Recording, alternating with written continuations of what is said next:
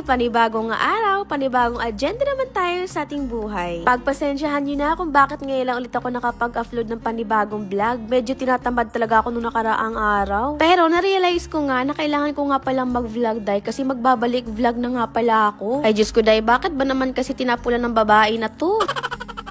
But anyways guys, ito nga pala kami ngayon sa bahay ng jowa ko dahil paglabas ko nga dito sa kwarto nakita ko siya may kinakalikot dito kaya tinanong ko siya kung anong ginagawa niya. Magluluto nga daw siya dito ng pangtanghalian namin. Ang gusto nga daw niyang lutuin ay gulay. Binta-binta dahil kay gulay may lutuon aning isa dahil nga di may ganahan o gulay dahil abot usara pinakount na rin niya anong maggulay naman pud ni siya. Pwede rin ko naglibog niya dahil abin na kong babae ray sabton dahil no lalaki man pud di ay gisit aside nga dito ang mga gulay dahil nga parehas sa mangyapon na o ito ng ibutang dahil ihalo ra manghihapon na dahil uy.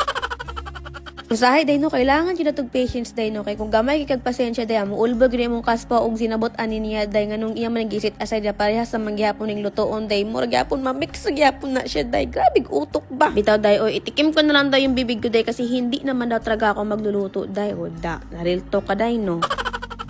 So, yun nga, day, habang nagluluto nga kami dito, meron nga pala akong short story time. Walang katapusang story ng buhay, day. Meron din kasi ako nababasa sa mga comment at meron pa din nagpi-PM sa akin. Naalala niyo yung last post ko na reels ko, yung tungkol sa isang baby na pinost ko. Ang dami din kasi nag-chat sa akin noon, tinatanong kung kaano-ano ko yung baby, anak ko ba daw yun? So, today's vlog, day, total kasi nasabi ko na matabanggit ko nga to sa inyo. Honestly, hindi ko pa talaga kaya magsalita kasi sobrang fresh pa talaga nung nangyari. Pero syempre, day, nga nag-vlog-vlog man ta, so kailangan na tong istorya direta ng day no panghitabo sa tong kinabuhi day no. So as for now day medyo okay na din talaga ako sa pangyayari na yun. So ito na nga ang dami pang talaga day. Yung baby na yun, siya si Chloe, ang bunso naming kapatid na babae. Alam niyo ba na sobrang special yung baby na yun sa amin, lalong lalo na sa akin kasi yun talaga yung pinagkuhanan ko ng lakas ng loob day para lumaban sa hamon ng buhay. Pero sabi nga nila hindi talaga natin malalaman yung takbo ng buhay natin. So dahil hindi ko na lang talaga ikwento lahat ito kasi parang ang sakit pa din, damdam ko pa din yung sakit hanggang ngayon. May sakit kasi yun since pinanganak na yun, may pneumonia na siya at nagkaroon pa siya ng case ng left clip palate die kaya ganun siya. Binigay siya ni God sa amin na ganun and sobrang mahal na mahal talaga namin yung baby na yun lalong-lalo na ako. Ini-spoiled ko yun kasi nga matagal ko nang hilingan magkaroon ako ng kapatid na babae kasi mag-isa lang ako, yung kapatid ko kasi puro mga lalaki. Malamang isang babae nga. Pero dahil hindi niya kasi talaga natiis yung sakit niya. Pero okay pa din kasi kahit papano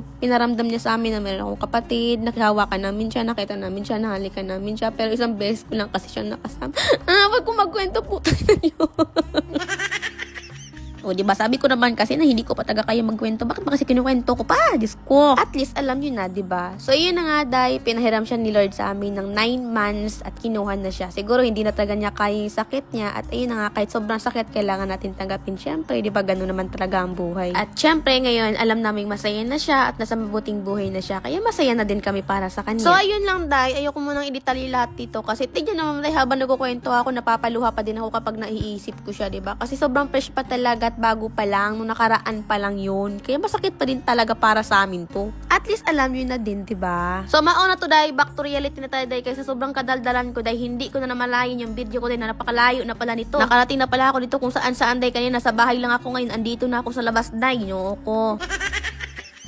Alam niyo ba kapag uuwi talaga kami dito sa Pampanga, ito lagi namin gagawin dahil kasi napakadami talaga dito mga street foods at yun naman taga ang pinakaampay ko dahil sige kaon dahil. Managingon din na wag gito na tigom ano dahil kasi naman tagkaon. Ang mahalaga dahil busog tayo dahil no. Anong gagawin natin sa pera nating iniipon dahil kung hindi natin gagastusin dahil nabuang na. So ayun lang naman ang mga kaganapan ko sa aking buhay for today's video dahil naabot na po ko convenience store dahil. Sa iyo next vlog ulit na naman. Thanks for watching!